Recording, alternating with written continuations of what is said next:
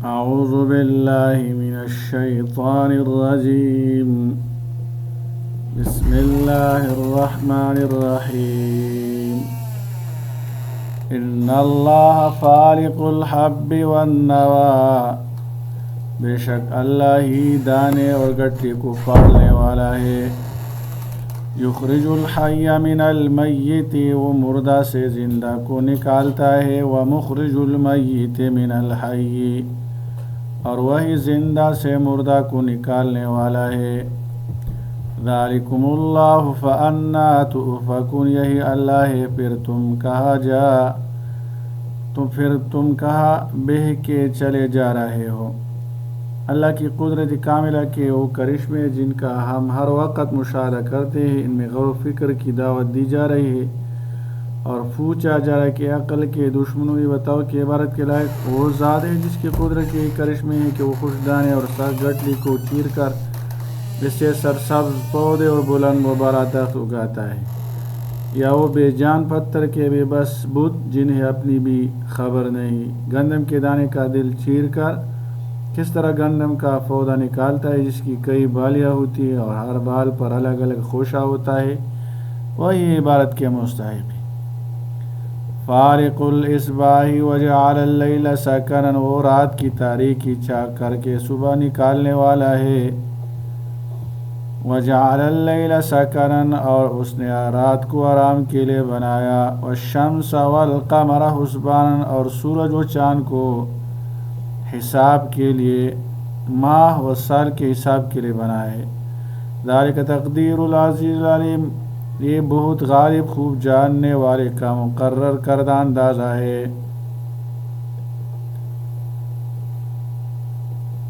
اللہ ہی ہے جو رات کی تاریکی کا پردہ سمیٹ کر صبح کا دل فریب منظر ظاہر فرماتا ہے۔ رات کا وقت آرام و راحت کے لیے متعین ہونا ایک مستقل نعمت خداوندی ہے۔ اسی طرح سورج اور چاند کو حساب کے لیے بنایا ہے۔ وَهُوَ الَّذِي جَعَلَ لَكُمُ النُّجُومَ، اور وہی تو ہے جس نے تمہارے لیے ستارے بنائے، لِتَهْتَدُوا بِهَا فِي ظُلُمَاتِ الْبَرِّ وَالْبَحْرِ، تاکہ خشکی اور سمندروں کے اندھیروں میں ان سے راستہ معلوم کرو۔ قد فصلنا الآیات، یقیناً ہم نے خوب تفصیل سے آیتیں بیان کر دی ہیں، لقوم یعلمون، ان لوگوں کے لیے جو علم رکھتے ہیں۔ اس آیت میں ستاروں کے فوائد کا ذکر کیا جا رہا ہے کہ بحر و بر سفر کے دوران سمتوں کے تعین میں ان سے مدد ملتی ہے۔ ان میں اللہ کی قدرت کے حسن جمال بھی ظاہر ہے۔ اللہ نے ستاروں کو پیدا کیا جن کے ذریعے مسافر رات کی تاریکیوں میں راستہ پہچانتے ہیں۔ ستاروں کی تخلیق کا ایک مقصد تو یہ ہے جو یہاں بیان ہوا، تاہم اس کے علاوہ ان کے دو مقصد اور ہیں جو دوسرے مقام پر بیان کیے گئے ہیں، انہیں آسمان کی زینت اور شیطان کو مار بھگانا، جس کا ذکر سورہ صافات اسی طرح سورہ ملک میں ہے۔ ستاروں کے ان تین فوائد کے علاوہ اگر کوئی شخص ان کے بارے میں ایسی بات کہے جس کا تعلق ایمان و عقیدہ اور انسانی تقدیر سے ہو تو وہ گمراہی پر ہے اور اللہ پر جھوٹ باندھتا ہے۔ وَهُوَ الَّذِي أَنشَأَكُم مِّن نَّفْسٍ وَاحِدَةٍ، اور وہی اللہ ہے جس نے تمہیں ایک جان سے پیدا فرمایا۔ فَمُسْتَقَرٌّ وَمُسْتَوْدَعٌ، پھر ایک ٹھہرنے کی جگہ ہے اور جائے امانت ہے۔ مستقر سے مراد آخرت کی زندگی ہے، مستودع دنیا کی زندگی مراد ہے، امانت۔ قد فصلنا الآیات، ہم نے خوب تفصیل سے آیتیں بیان کر دی ہے، لقوم یفقہون، ان لوگوں کے لیے جو سمجھ بوجھ رکھتے ہیں۔ نفس سے مراد حضرت آدم علیہ السلام ہے جن سے تمام نسل انسانی وجود میں آئی۔ سیدنا ابو موسیٰ اشعری رضی اللہ عنہ بیان کرتے ہیں کہ رسول اللہ صلی اللہ علیہ وسلم نے فرمایا، اللہ نے آدم علیہ السلام کو مٹی بر مٹی سے پیدا کیا جو ساری زمین سے لی گئی تھی، اس لیے بنی آدم کی زمین کی طرح مختلف قسمیں ہیں، رنگت کے اعتبار سے کوئی سرخی مائل، کوئی گورا اور کوئی کالا ہے۔ اسی طرح طبیعت کے اعتبار سے کوئی خوش مزاج، کوئی اکڑ مزاج اور کوئی برا اور کوئی اچھا ہے۔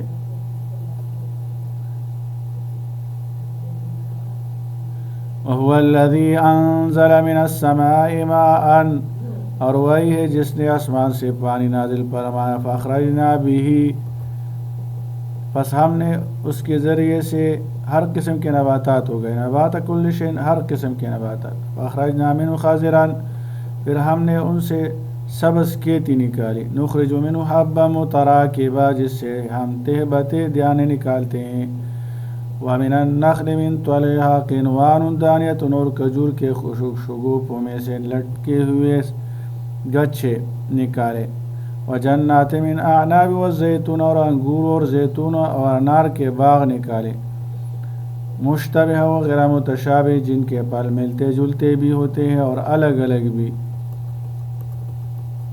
انظروا الی ثمرہ، اس کے پھل کو دیکھو، اذا اثمر، جب وہ پھلتا ہے، وینہی، اور پھر اس کے پکنے کو دیکھو، ان فی ذلکم لآیات لقوم یؤمنون، اس بے شک اس میں نشانیاں ہیں ان لوگوں کے لیے جو ایمان لاتے ہیں۔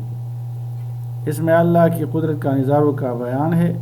اللہ بارش کے ذریعے اناج پیدا فرماتا ہے جس کے دانے تہ بتے ہیں، اسی بارش کے پانی سے کھجوریں پیدا فرماتا ہے جن کے گچھے لٹک رہے ہوتے ہیں، اس نے انگوروں کے باغات، زیتون، انار پیدا فرمائے ہیں، پھل ایسے بھی فرمائے جو ملتے جلتے ہیں اور ایسے پھل بھی جو مختلف ہے، پھل اپنے خواص، رنگ، مٹھاس، ذائقہ، لذت وغیرہ میں ایک دوسرے سے مختلف ہوتے ہیں، حالانکہ ایک ہی زمین میں پیدا ہوتے ہیں، ایک ہی زمین سے ان سب کو سیراب کیا جاتا ہے، سب کے لیے آب و ہوا بھی ایک ہی ہے، ایک ہی سورج کی شعاعیں پڑنے کے باوجود یہ اختلاف اور تنوع آخر کس کی قدرت اور حکمت کا نتیجہ ہے؟ سو وہی ہے اللہ جو اس ساری کائنات کا خالق و مالک اور اس میں حاکم و تصرف ہے۔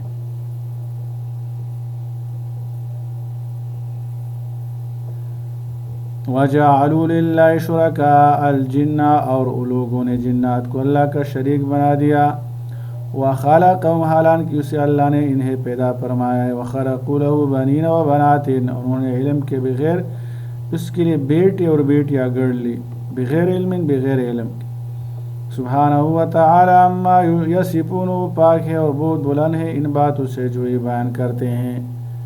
عرب میں بعض گروہ ایسی بھی تھے جو جنات اور خبیث شیطانوں کی عبادت کرتے تھے اور مصیبت کے وقت ان کے نام کی دعائی دیتے اور کائنات میں ان کا تصرف مانتے تھے۔ ان سب کی اس آیت میں تردید فرمائی کہ بغیر سمجھ بوجھ کے انہوں نے جنوں کو اللہ کا شریک ٹھہرا لیا اور اس کے لیے بیٹے اور بیٹیاں گڑ لی۔ عرب کے مشرکین فرشتوں کو اللہ کی بیٹیاں کہا کرتے تھے۔ فرمایا اللہ ان گڑی ہوئی باتوں سے پاک ہے۔ بعض مفسرین نے فرمایا کہ یہ آیت مجوسیوں کے بارے میں نازل ہوئی جو اللہ کو انسان اور جانور اور ہر چیز کا خالق سمجھتے اور اسے یزدان کہتے تھے، اور شیطان ابلیس کو درند و سانپ اور ہر قسم کے شر کا خالق سمجھتے تھے، اسے حرمان کہتے تھے، اور ان دونوں کا کائنات کے پیدا کرنے میں اللہ کا شریک بناتے تھے، حالانکہ ان سمیت ہر چیز کا خالق اللہ ہی ہے۔